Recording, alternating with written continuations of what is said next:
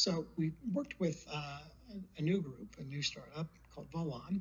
Volan helped us develop a BLE approach to virtual barricading.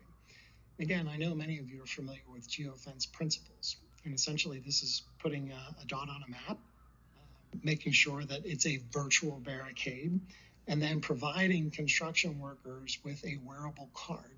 And that card has haptic touch capabilities. So think of your ID being replaced by really a card that has that haptic touch or vibration capability to it that allows notification that alerts you to say you're going where you're not supposed to go.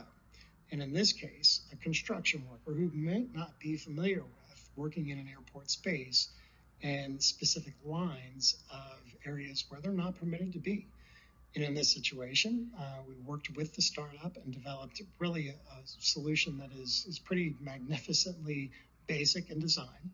That BLE capability actually prevents battery degradation, and LoRaWAN, which we'll talk about later, actually provides a far greater expanse across the airport campus as opposed to just a very small, tight space. It's not just this virtual barricade, but also consider all of the circumstances that we would be very interested in making sure that we're familiar with from a life safety aspect. Are construction workers working in a safe manner? Has anyone fallen? Should we be dispatching life safety personnel? And then ultimately, is there a thunderstorm that's coming across the field? How do we get information to those individuals?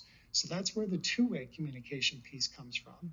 And we can send a haptic touch where it vibrates and alerts the individual that they need to check that card, and that card will tell them what the extenuating circumstances to be prepared for. So again, tremendous opportunities of where this is headed next. So specific to the use case that you see here, essentially we laid out the construction management site in grid format. And then you see at the bottom, or that lower edge, basically we created a virtual no-go area.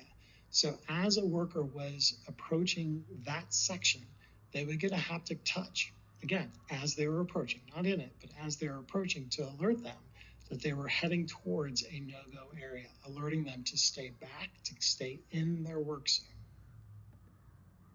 And then the next tier to that is we would continue to get updates, not only from the individual, but also supervisors and security personnel via dashboarding that would alert individuals to, here's what's happening out in the construction zone. Is anyone encroaching on that safety barricade or that virtual safety zone? Or is everyone minding their own business and they're where they're supposed to be? Again, tremendous implications, not just on the security aspect, but consider really on-site worker time.